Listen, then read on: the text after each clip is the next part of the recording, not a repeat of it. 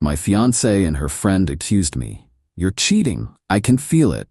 Because I started working out and dressing better. I replied, what makes you think that? Then she admitted she'd been following me, checking my phone, and hiring her friend to test me at the gym. When I showed her the real reason I'd been getting in shape, my doctor's orders after a health scare, I, 31 male, walked into my apartment after the gym to find my fiancée sitting at the kitchen table with her arms crossed, that look on her face that means someone's about to have a bad time. We need to talk. Her voice could have frozen hell over. I set down my gym bag, still catching my breath. Okay, about what? About the affair you're having. I genuinely laughed. Big mistake. You think this is funny? She shot up from the chair. I know you're cheating on me. The gym obsession, the new clothes, you're completely different. Different how? Don't play dumb with me. Every single day at that gym, new jeans, new shirts, you're on your phone constantly being all secretive about it. I'm not secretive with my phone. Yes, you are. You angle it away from me when you're using it, and you smell different now, and you're always in this weirdly good mood, which is super suspicious. And hold on, being in a good mood is suspicious? You never smiled after going to the gym before.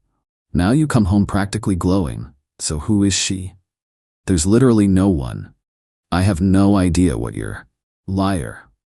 She was at full volume now. I've been watching you. I followed you to the gym 3 times. I've seen you at that health food store on 6th. I've been going through your phone when you're sleeping. That stopped me cold. You've been doing what? And you want to know what else? She was spiraling now, couldn't stop herself. My friend went to your gym last week, Thursday. Blonde hair, wearing a purple sports bra? Do you remember her? The woman who kept trying to start conversations while I was in the middle of my circuit. Vaguely? I sent her there, to test you.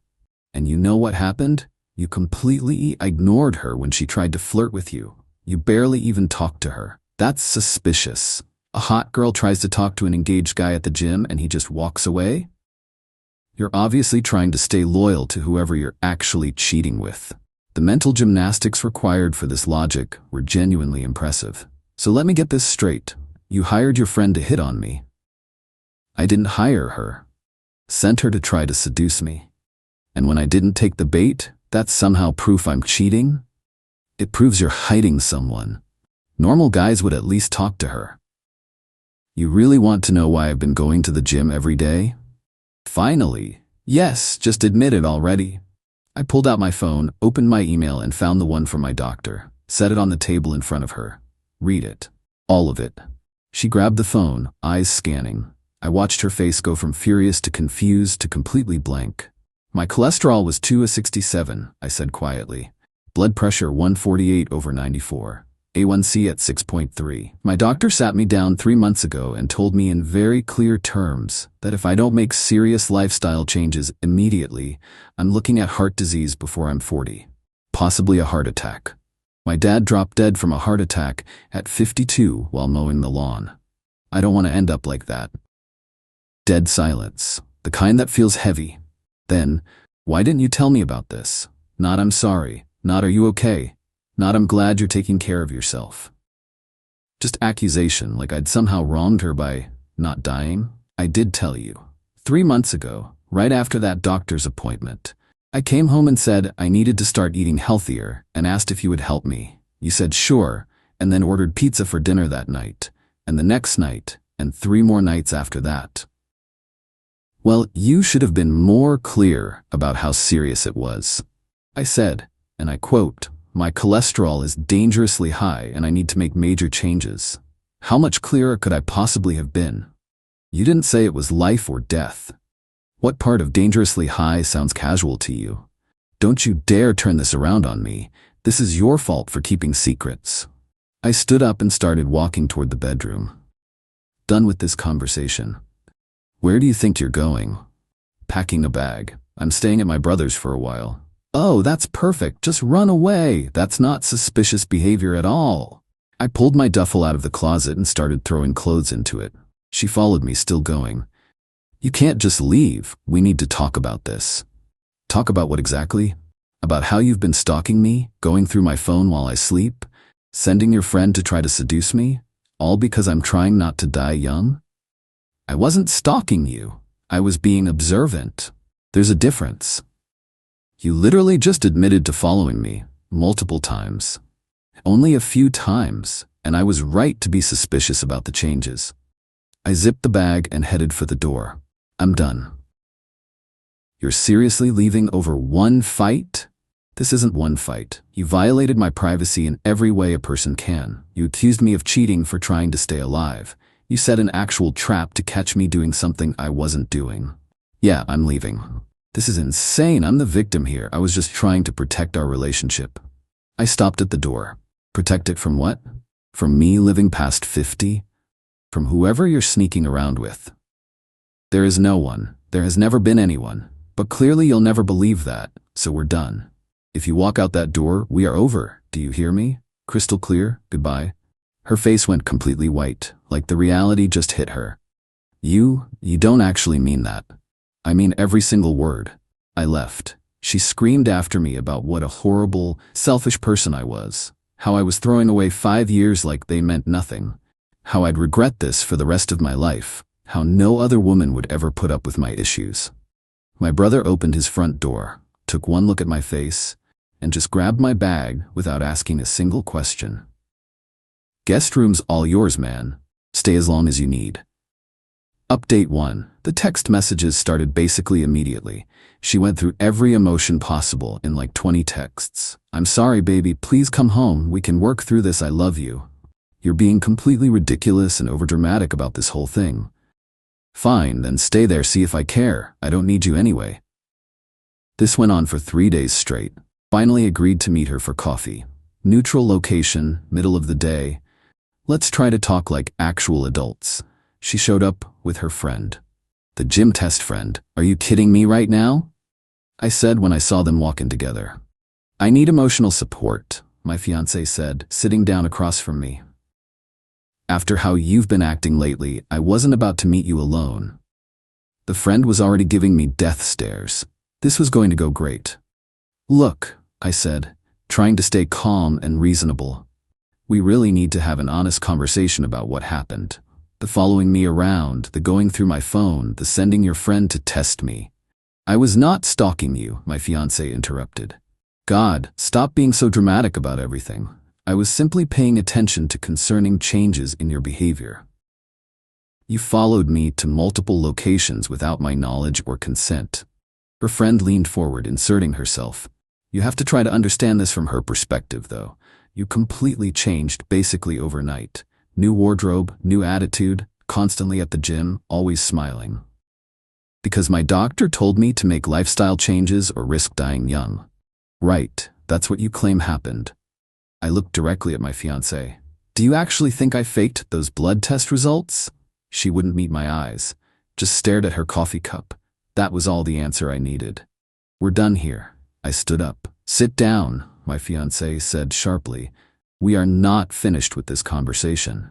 Yeah, actually we are.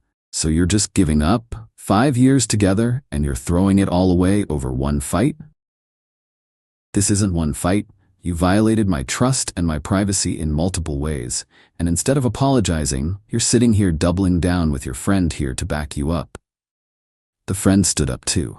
She is here, actively trying to fix things and work on your relationship, and you're being completely stubborn and closed off. Do you have any idea how many guys out there would absolutely love to have a girlfriend who cares enough to make sure they're being loyal?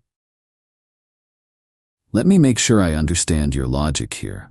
She sent you to the gym to hit on me and try to seduce me while I'm engaged to her, supposedly to test whether I would cheat. Even if I just had a normal friendly conversation with you, she would have twisted that into proof that I was cheating on her. And somehow you think that's caring and not completely controlling and toxic? My fiancé's face turned bright red. You know what? Fine, just leave then. I don't need you anyway. Perfect. I'll come by tomorrow to get the rest of my stuff. Around noon. You absolutely cannot do that. That is our apartment. That I pay 70% of the rent for every single month. I'll be there tomorrow at noon. Don't you dare touch any of my things. I dropped cash on the table to cover my coffee and just walked out. Both of them followed me to the parking lot. My fiancé screaming the whole way about what a huge mistake I was making, how I was emotionally unavailable, how I was probably a narcissist, how no one else would ever love her the way she loved me. The irony of being called emotionally unavailable by someone who responded to health changes with stalking and accusations wasn't lost on me. Got back to my brother's place to find 23 new text messages.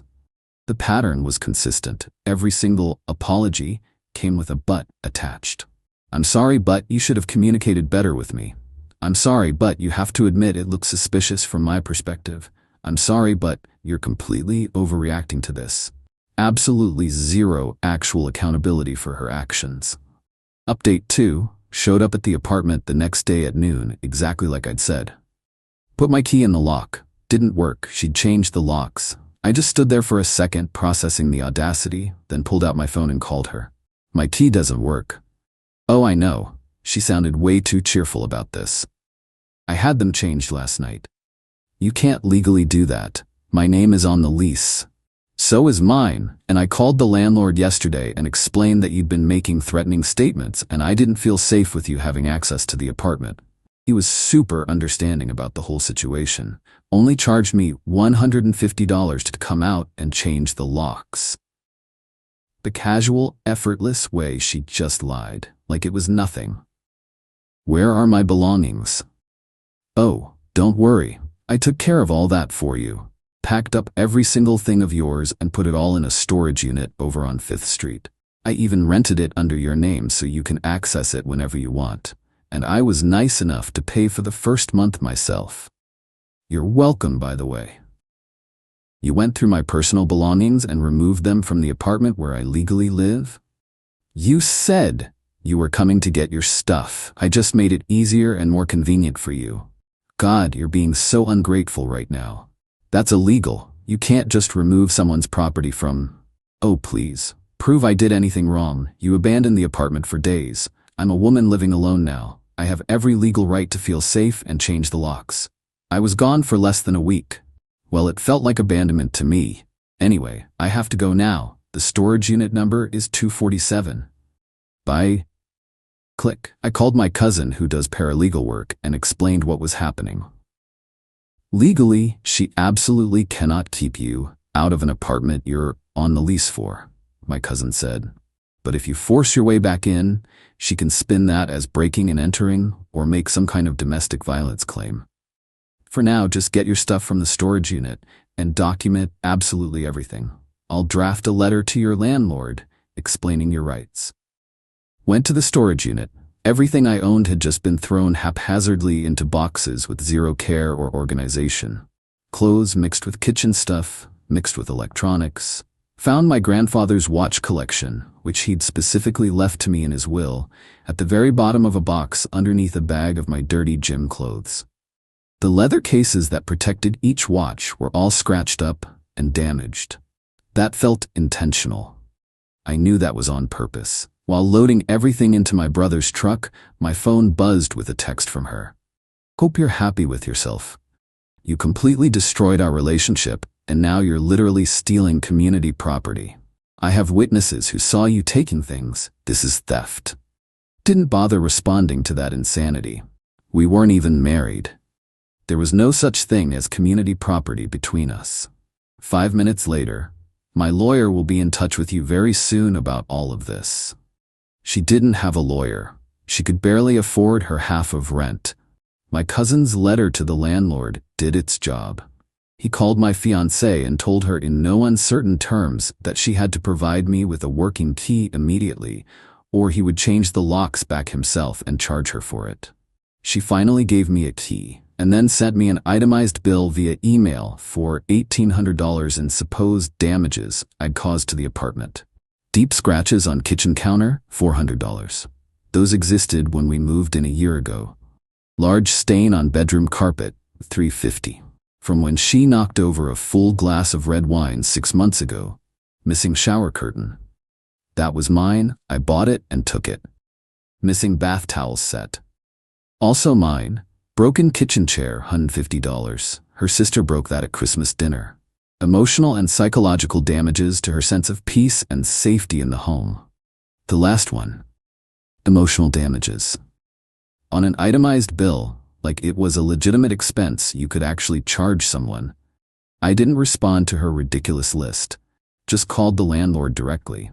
I want to move out permanently. What's the process for that? You can either buy out the remaining months on your portion of the lease, or you can find someone to officially take over your part of it. The lease still had 4 months left. Buying out my 70% share would be around $3,200. Honestly worth every penny just to be completely done with this nightmare. I'll buy out my portion.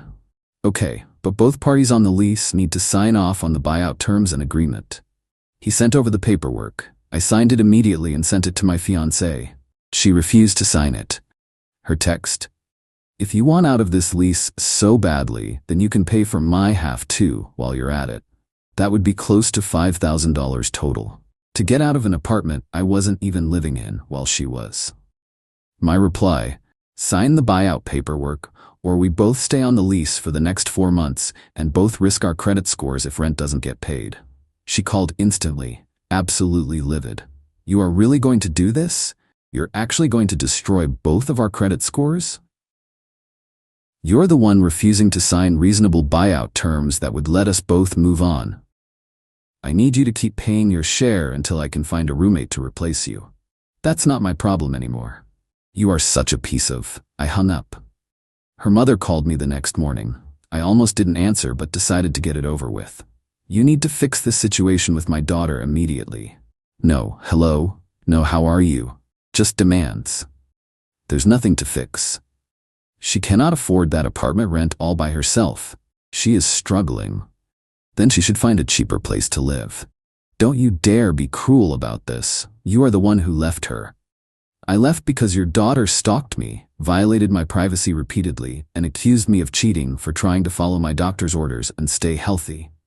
Everyone makes mistakes. She is family. You are supposed to forgive family members. She's not my family, not anymore. You are the coldest, most heartless person I have ever met in my entire life. You always have been. My daughter gave you 5 years of her life, and you are just throwing her away like she's garbage? Your daughter cared more about being right and in control than she did about me being alive past 50. Yes, I'm done. Have a nice day. You are going to regret this decision when you are old and completely alone. I'm willing to take that chance." Hung up and blocked the number. That opened the floodgates. Her sister started calling, then her dad, then her aunt. Even some random cousin of hers I'd met exactly one time at a family barbecue. All of them went straight to voicemail, didn't listen to a single one. Then my fiancée decided to seriously escalate things. She filed an actual police report claiming that I had stolen property from the apartment. The report listed my grandfather's watches, my laptop, and my book collection as items I'd unlawfully removed. Got a call from a police officer a few days later asking me to come down to the station. I showed up with proof of ownership for literally everything she'd listed. My grandfather's will that specifically mentioned leaving me his watch collection, original purchase receipts for the laptop with my name on them, and a date from before I'd even started dating her. Photos from my social media from years ago clearly showing me owning and using these items. The officer reviewed everything, looking more exhausted by the minute. "Look, this is a civil matter, not criminal," he finally said. "If she wants to pursue this, she'd need to take it to small claims court. What about consequences for filing a knowingly false police report?" He gave me the look of someone who's heard that question too many times. We would have to prove beyond doubt that she knew the report was false when she filed it. She's just going to claim she genuinely believed those items belonged to her. It becomes he said, she said at that point. So there are basically no consequences for her wasting your time and lying to the police? Welcome to how the system actually works, sir. Fantastic. While I was dealing with all of this legal mess, my fiancée decided to take things public on social media. Her post, "When you support someone unconditionally for years and they repay your love by abandoning you and stealing your belongings. Some people really do show their absolute worst colors when you need them most. Praying for the strength to get through this betrayal. # staying strong, survivor mode, healing." The comment section was predictably split. Her friends and family were all sending support and telling her how strong she was. A few people who actually knew me were asking what really happened. She was replying to those with deliberately vague responses like, "I don't want to get into all the details publicly, but just know I'm hurting so much right now and trying to heal." My brother's wife immediately wanted me to make my own post and set the record straight with my side. My cousin shut that down hard. "Do not engage on social media at all. Anything you post publicly can potentially be used against you legally. Just document everything she's doing, but stay completely quiet." It went against every instinct I had, but I knew she was right. Then came the legal threat. Got a letter in the mail from an attorney. Based on the numerous typos and the cheap-looking letterhead, definitely not a good one. My fiancé was officially suing me for the full remaining amount of the lease, $5,000, damages to the apartment, $1,800. The engagement ring that she still had, $2,500, breach of promise to marry, $10,000, emotional distress and mental anguish, $5,000. Grand total, $24,300.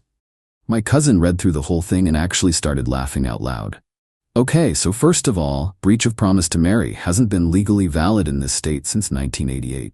Second, she kept the engagement ring but wants you to pay her for it. And third, she'd have to prove actual emotional distress damages, which means medical bills, therapy receipts, that kind of documented proof. This lawyer either has no idea what they're doing or didn't listen to her story at all. Probably both. So what do I actually need to do about this? I'll write up a response that's going to make her lawyer immediately realize just how terrible her case actually is. Honestly, this feels like a scare tactic more than anything. Following through with actually taking this to court would cost her money she absolutely doesn't have. Final update. My cousin's legal response was an absolute work of art. Professional, detailed, and completely demolished every single claim in the lawsuit point by point. Apparently her budget lawyer took one look at it and basically told my fiancé she had zero case because her sister called me trying to negotiate a settlement. "Look, my sister is willing to drop absolutely everything if you will just pay for the remaining lease." No. Are you serious right now? You are both on that lease. Just pay it and be done with this whole mess. She had the opportunity to sign reasonable buyout terms that would have split things fairly. She refused. That's entirely her problem to deal with now, not mine. You are seriously going to let this completely ruin both of your credit scores over pride? This isn't about pride, it's about refusing to be manipulated into paying for her choices and her consequences. She literally cannot afford that place by herself. Then she needs to move somewhere cheaper, or find a roommate, or get a second job. I genuinely do not care what she does. We are done. Click.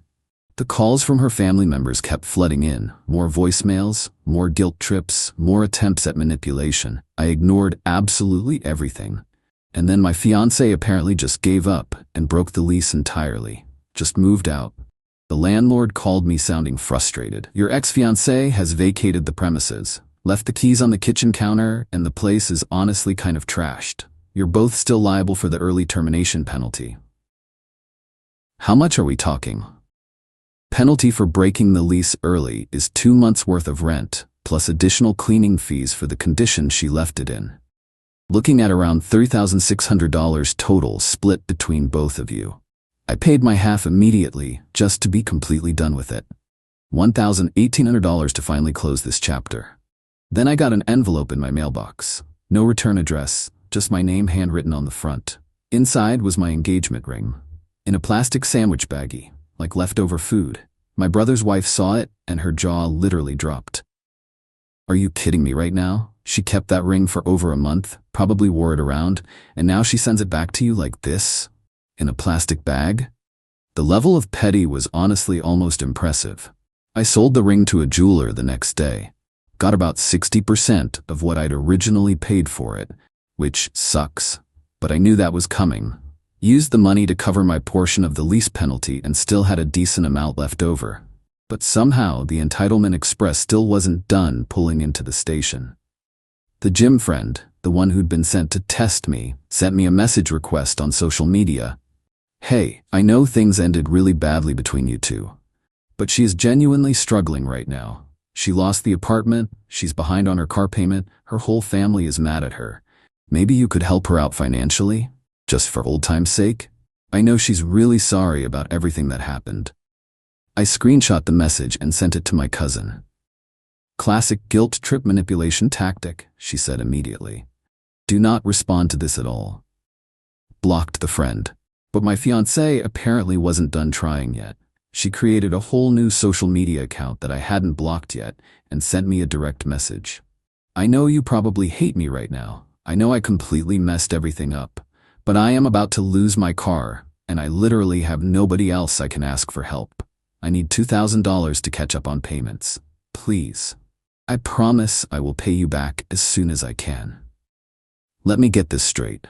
After the stalking, the false accusations of cheating, going through my phone while I slept, sending her friend to try to seduce me, changing the apartment locks, filing a false police report, attempting to sue me for $24,000, she wanted me to just give her money. The sheer audacity was genuinely breathtaking. Blocked that account too. Her mother managed to call me from yet another new number about an hour later. "If you do not help my daughter, she is going to end up homeless." That would be unfortunate. How can you possibly be this heartless? She is desperate, and I'm desperate too. Desperate to move on with my life and leave all this behind. You loved her once. You were planning to marry her, and she showed me exactly what she thought of me and my health. And then she spent over a month actively trying to destroy me both legally and financially. I'm done. We're done. This conversation is done. When you are old and completely alone, you will remember that you could have been the bigger person. I'm willing to live with that possibility. Hung up and blocked that number immediately. Checked the court records through my cousin one more time. No new legal filings. The lease penalty had been paid. The ridiculous lawsuit had been dropped. Legally speaking, I was finally completely done with all of it. Had a follow-up appointment with my doctor. Blood pressure, 118/76. Cholesterol, 195. A1Cs, 5.6. Every single number back in the normal, healthy range.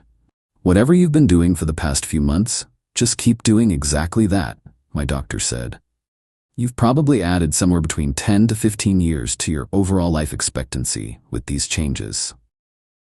I've lost 34 pounds total. I feel physically better than I have in years.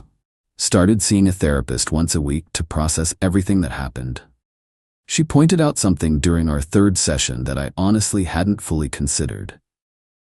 Think about what your fiancé's immediate reaction was when she saw you making positive changes and improvements to your health. Instead of being supportive or proud or wanting to help, her very first thought was, "How does this threaten me and my control?" Not, "How can I support him through this?" Not, "I'm so glad he's taking care of himself." Just immediate suspicion and need for control. That really tells you everything you need to know about who she actually is as a person. She was absolutely right. The woman I had been planning to spend the rest of my life with cared more about maintaining control over me than she did about me actually staying alive past 50. Found a new apartment for just myself. Small one-bedroom place, nothing fancy. Signing the lease completely solo felt strange after so many years of sharing space with someone, but it also felt like freedom. Ran into someone I knew from our mutual friend group at the grocery store. "Hey, I heard about what actually happened between you two. Not her version of events, the real story. I just wanted to say I'm really sorry. That whole situation was completely messed up. Thanks, I appreciate that. You look really healthy though, if you don't mind me saying. Just trying my best to stay that way." We chatted for another minute about nothing important and then went our separate ways. And that's basically it. That's where this whole mess finally ends. I'm 31, single, down 34 pounds, all my blood work back in normal ranges, about to move into my own place. The person who was supposed to love me more than anyone made my literal health and survival into a reason to suspect me, stalk me, violate my privacy, and ultimately try to financially ruin me. My doctor says the lifestyle changes I've made have probably added well over a decade to my life expectancy. I dodged something way worse than a potential heart attack. I dodged spending the rest of my life with someone who would rather try to destroy me than ever admit she might have been wrong about something. The gym is still part of my daily routine. Every single workout is proof that I'm still here, still fighting, still actively choosing life over the alternative. Not for anyone else anymore. Just for me. And you know what? That's more than enough.